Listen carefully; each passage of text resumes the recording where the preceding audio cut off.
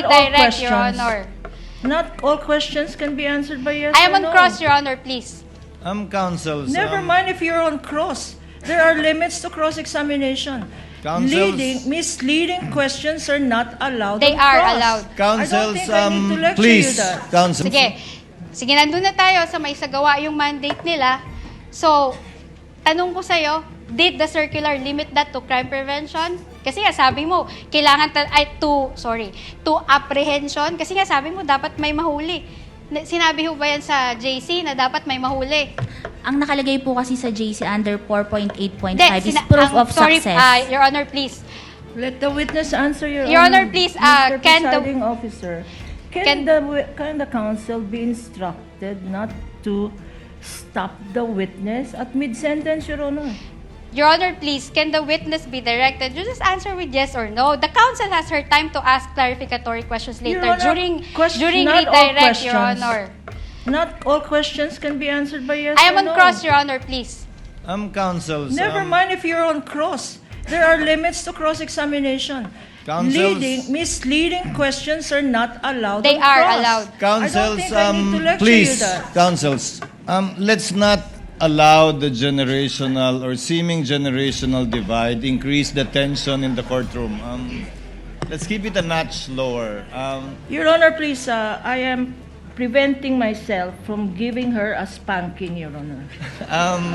That is what I would Your have Honor, done please. Again, in again, the counsels. generational divide, Your Honor. Again, Your Honor, counsels, you are all members of the bar and Yes, you're Your Honor. all counsels I submit, for the parties. submit. And we will be treating and looking at each one equally. At Miss I will- Eileen. Yes, Your Honor, it's also- I promise to henceforth behave. Your Thank Honor, you. can I please respond quickly lang, no? I have high respect for Attorney Kapunan. In fact, she's one of You my can end there, idols. counsel. Let's end here. Let's end here. You can end there. This with might the sound like respect. it might sound like a eulogy, Your Honor. I'm still very much alive. Your Honor, kahapon niya, hindi ko nga siya kinukulit, di ba? Kahit may mga questions na doon na leading, hindi naman allowed yun sa direct examination eh. I respected her. You can end there, counsel, if you respect her. Thank you. Thank you po. Miss Eileen, ayon sa tanong ng counsel, simple lang po naman, nakalagay ba sa Joint Memorandum Circular 2015-01 na kailangan may mahuli para maging successful ang isang pagbigay ng reward or information? Wala pong nakalagay. Ang nakalagay lang po, proof of success of information gathering and or surveillance So, activities. interpretasyon niyo po yun na dapat may mahuli para maging successful? I base po yon sa aking professional judgment and based on the evaluation po ng documents na ito is based po sa joint circular. Pero hindi po yun nakalagay sa joint circular na maliwanag. Hindi po. Nakalagay lang po proof of success. Interpretasyon nyo na po yun. Doon po sa pag-evaluate ko, yun po yung naging basis Okay. ko. Okay. Please proceed, Attorney Christine. Salamat po. Okay, so sa tingin nyo, no, dahil gusto nyo dapat may huli, hindi part ng confidential activity yung crime prevention? Ganun ho ba? Hindi ho siya part nun? Pwede pong pakiulit? At hindi ho part yung crime prevention na walang nangyaring masama. Doon sa event na yun, hindi ho yun part ng confidential work or surveillance? Hindi pa po siya sufficient as proof of success. Hindi siya sufficient. So, dapat talaga may mangyari na krimen at may mahuli para po may proof of success tayo. Kasi nga po, meron po yung for payment of information and payment of reward. So, yung payment of information, yun kasi yung nakakatulong dun sa... Simple lang naman yung tanong ko, Celine, no? What if walang nangyari na masama dahil nga sa ginawang confidential work? At nag-certify ngayon sila, Chika, na walang nangyari na masama. There was no untoward incident. Ano yan? Your Is Honor, we isn't object. that a proof of success or not? What is the objection of counsel? The question is speculative, Your Honor. This is not based on what ifs. This is based on facts and documents submitted, not on the what ifs of counsel for respondent. It's Your not a Honor. what-if counsel because it was stated in the report that there was no untoward incident. Actually, that would have been one of the questions of the presiding officer as well later on. Attorney Silene, Ibahin natin ang payment for reward at payment for information. Ang payment for reward, yun ang hinahanapan mo ng success. Opo, tama po. Yung payment of information, hindi mo hinahanapan ng success yun. Hindi po. Tama po ba? Opo, tama po.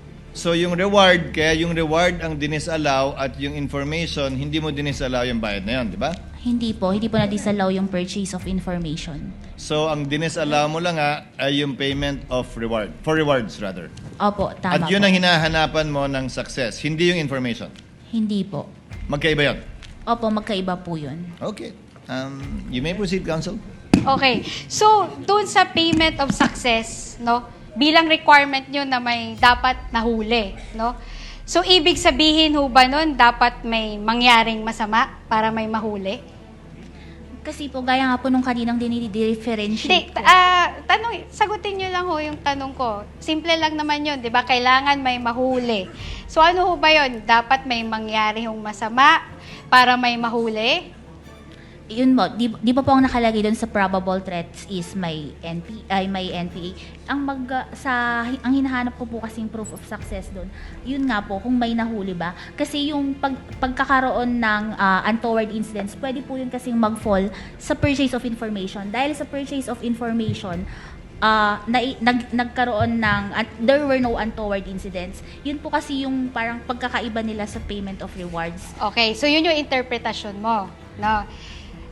So, bawal magbayad ng reward dahil nagkaroon ng tip na may information, na may mga taong may gagawin na masama. Your Tapos, Your Honor, I'm on cross-examination.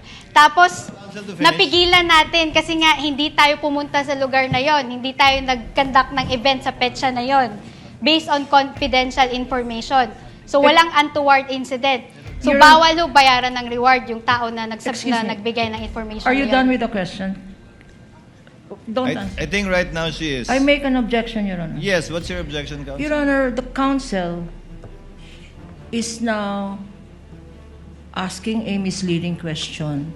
She is mixing payment of rewards and payment for information, Your Honor. The list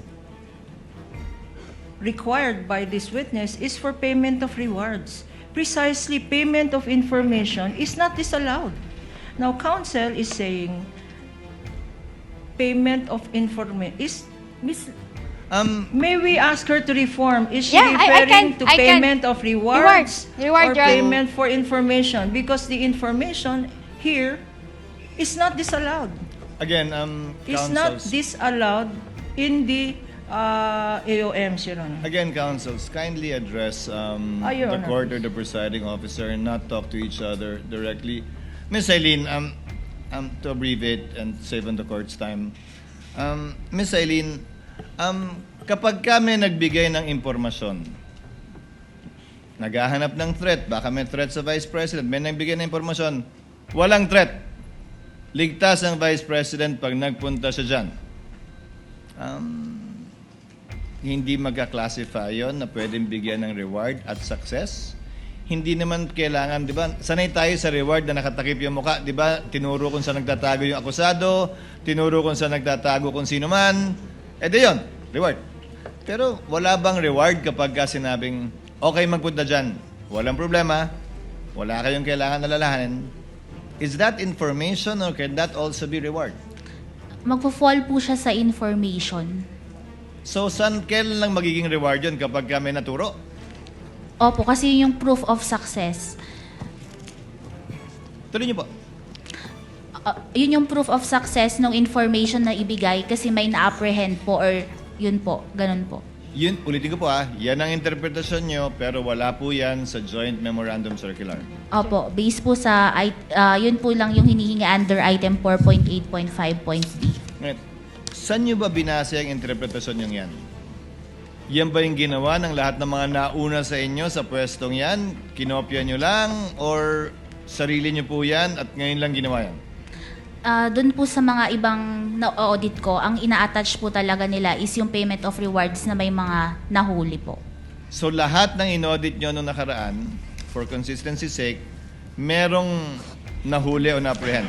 may ganun pong mga naka-attach na mga dokumento. At tulad dun sa iba, kapag walang nahuli o na-apprehend sa reward, ine-AOM o dinidisallow o sinususpend nyo.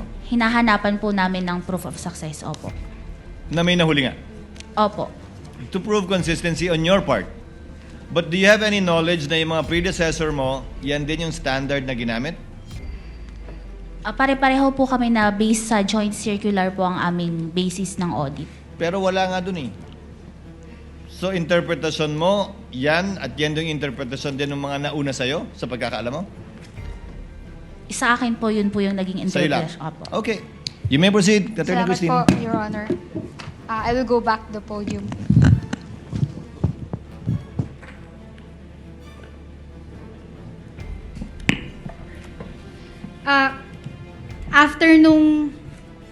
After nung na-evaluate niyo po yung mga responses po, no, ng OVP, and including the DepEd, of course, no, nag-issue po kayo, okay, sa OVP muna tayo, nag-issue po kayo ng notice of suspension. We're referring to the Office of the Vice President. Opo, yung sa fourth quarter. Ang nag-issue pa po nun is si Mr. Hindi, ang tanong ko for the year 2023, first to third quarter, may notice of suspension mo ba na na-issue? Wala po. Okay.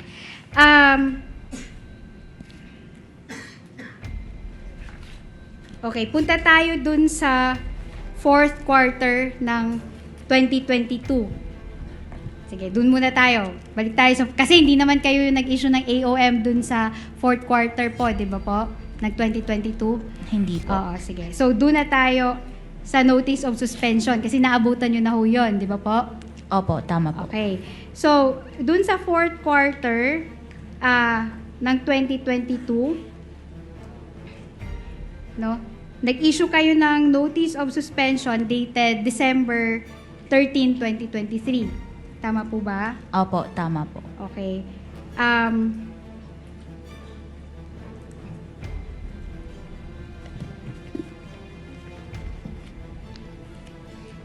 Pero sa 2023 wala kayong na-issue na notice of suspension. Opo, tama po. Okay. I'm going to direct you to the JC section 3.2. Ralph, kindly give her a copy of the JC. 3.2 notice of suspension. Nakita nyo na ho? 3.2, nakita nyo ho? 3.20 po. So, sinasabi ho dyan, refers to a written notification to the head of agency and or accountant informing of the temporary disallowance in audit of CE.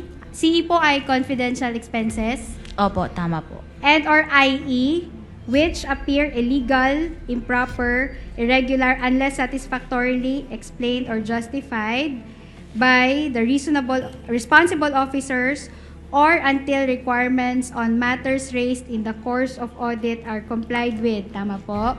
Opo, tama po. Pero in the case of the first and to third quarters, wala ho kayong in-issue na notice of suspension. Tama ho? Wala pong notice of suspension.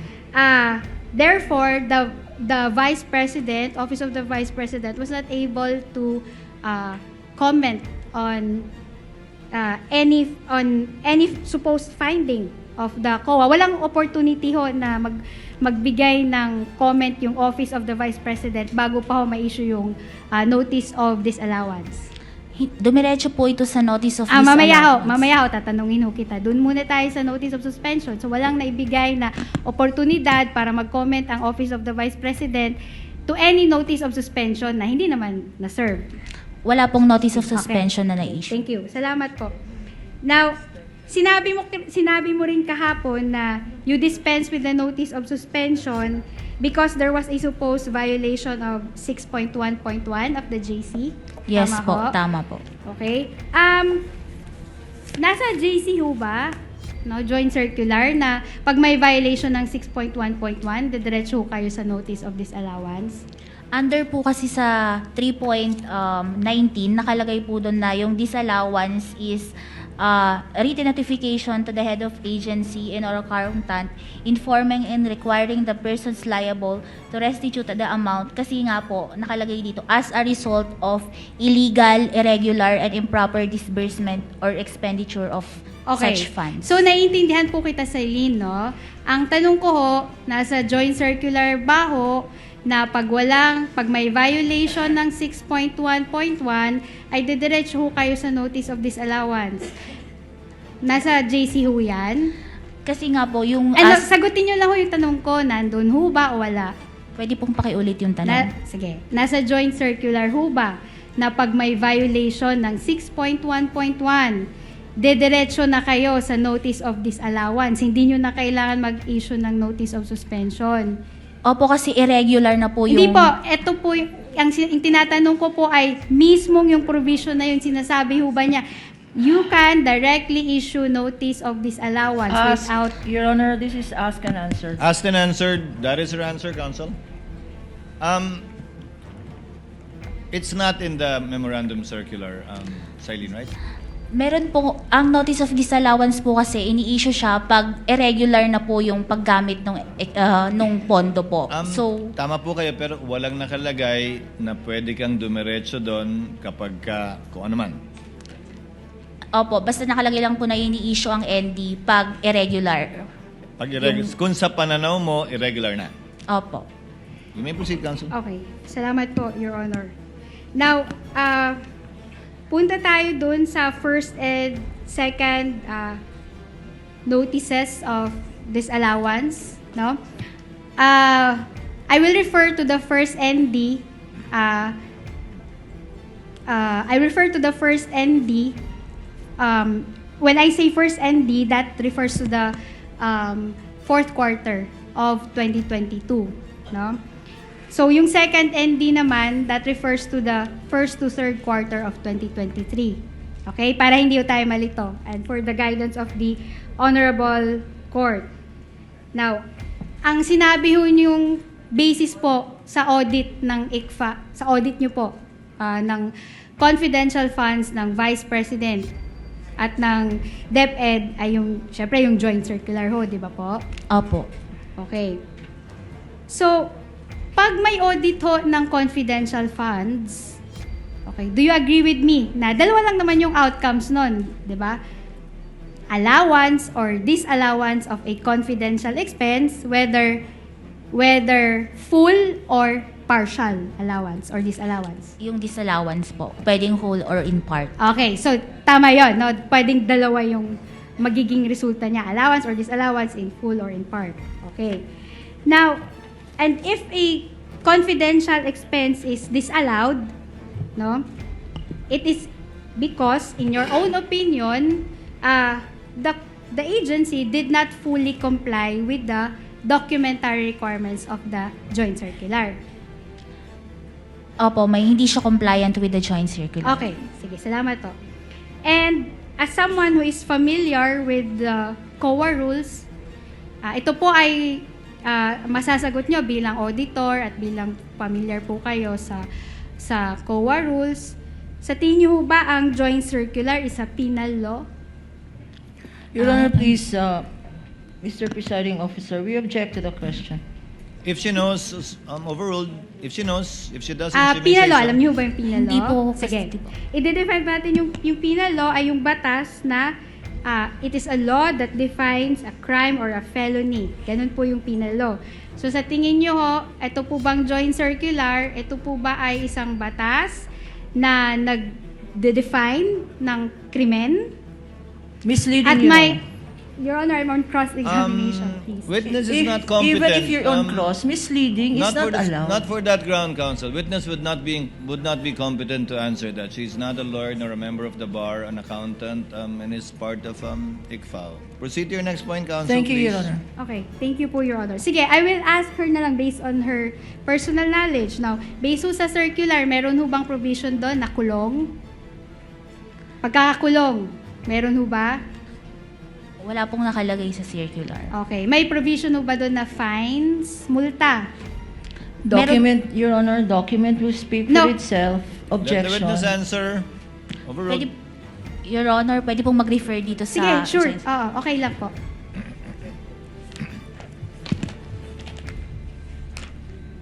Meron po dito sa item 8, yung administrative provisions, penal sanctions. Yun lang po yung masasabi ko na... Okay, sige.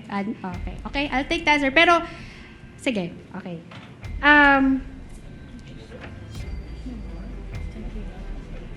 Alam niyo, kayo po ay part ng COA, di ba po? Opo, tama po. Pamilyar ho kayo sa administrative law kasi nasa gobyerno naman ho kayo. Anong specific? Hindi Sige, po ga. okay, I will just dispense with that question, no? So, in short, yung joint circular sa pagkakaintindi nyo ay procedural rules, na procedure siya, kung paano ninyo ikakandak inyong audit of the confidential funds. Yung joint circular po ang guidelines na ginagamit namin sa pag-audit po ng confidential and intelligence funds. Yes, okay. I'll take that answer. Now, let's go to the first ND. Can it be flashed on the screen, please? Now, ND dated August 8, 2024, covering the fourth quarter of 2022. Okay.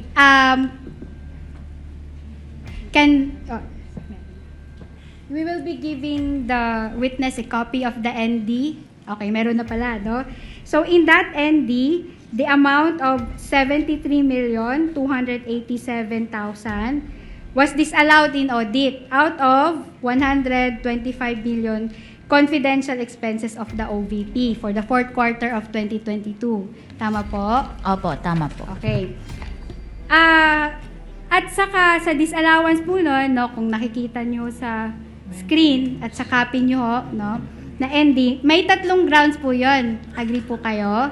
Opo, Okay. nandito po. So, yung first ground ho natin ay non-submission of documents evidencing success of information gathering and or surveillance activities, okay, with disallowed amount of 69,787,000. Nakikita nyo ba yon? Opo. Okay. Yung pangalawa ho, charging payment for tables, chairs, and desktop computers and printers in the total amount of 3,500,000 to confidential fund without specifying that they were intended for confidential operations, activities undertaken by the OVP. Tama po? Opo, tama po. Okay, salamat. And letters number 3, non-submission of the revised accomplishment report to the Office of the President, Senate President, and Speaker of the House of Representatives. Tama ho? Opo, tama po. Okay.